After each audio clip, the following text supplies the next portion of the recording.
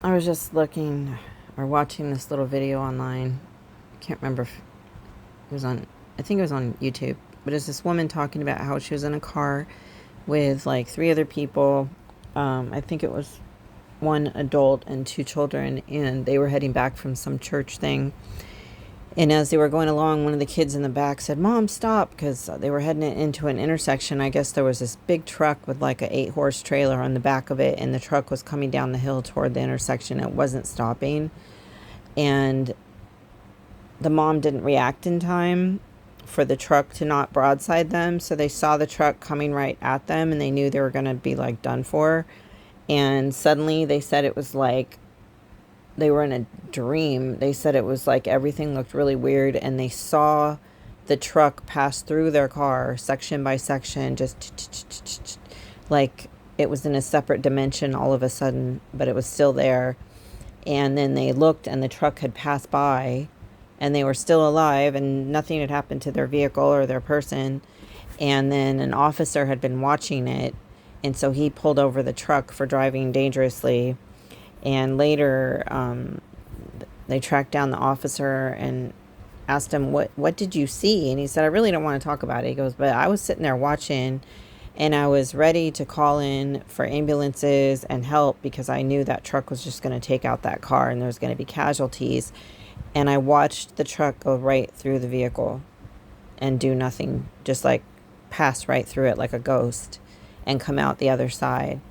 And I was thinking about how miracles happen to keep us alive every single day, and we don't even know about some of them because we all have guardian angels looking out for us, assigned to us to keep us here as long as our mission is still relevant for this lifetime. And my son was telling me he has autism. He gets kind of freaked out by spiritual things and woo-woo stuff. He's not that in tune with it.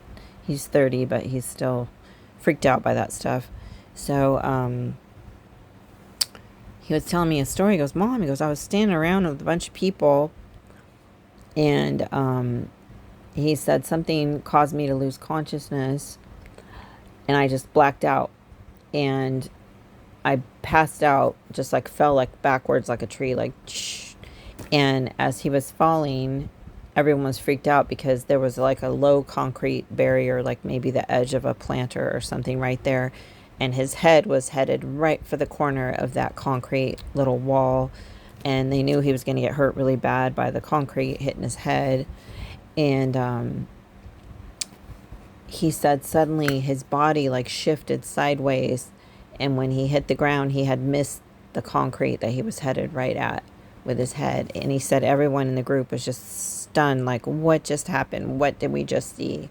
How did he not hit his head on that? And I explained to him, I said, "You have guardian angels looking out for you every day, and I'm always praying for his safety. But in case you're wondering, you too have guardian angels looking out for you. Doesn't mean we're going to live forever. It doesn't mean accidents are never going to happen. But there's a reason why people pray for protection and safety, because it's really there." And I heard a story not long ago. This young black woman had been in the military, and she said that when they were out on patrol in areas that were really dangerous, I don't know if she was like in Afghanistan or where she was, but she said there was IEDs in the roads, and like it was really a bad situation. And she was constantly praying for protection, praying in the Holy Spirit that they would be safe, that they would make it back to camp every day, and nothing ever happened to them.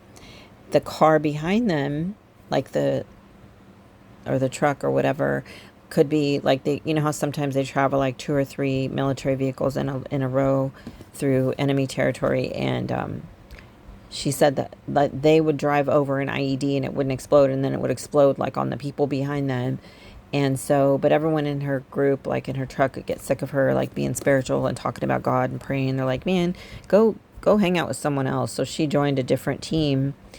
And suddenly the team she had been started getting hit. They started getting like in danger and having injuries. And eventually they came back to her and were like, "Man, you better come back with us because we missed that. When you were with us praying, nothing ever happened to us. But now you're gone and like bad stuff is happening to our team."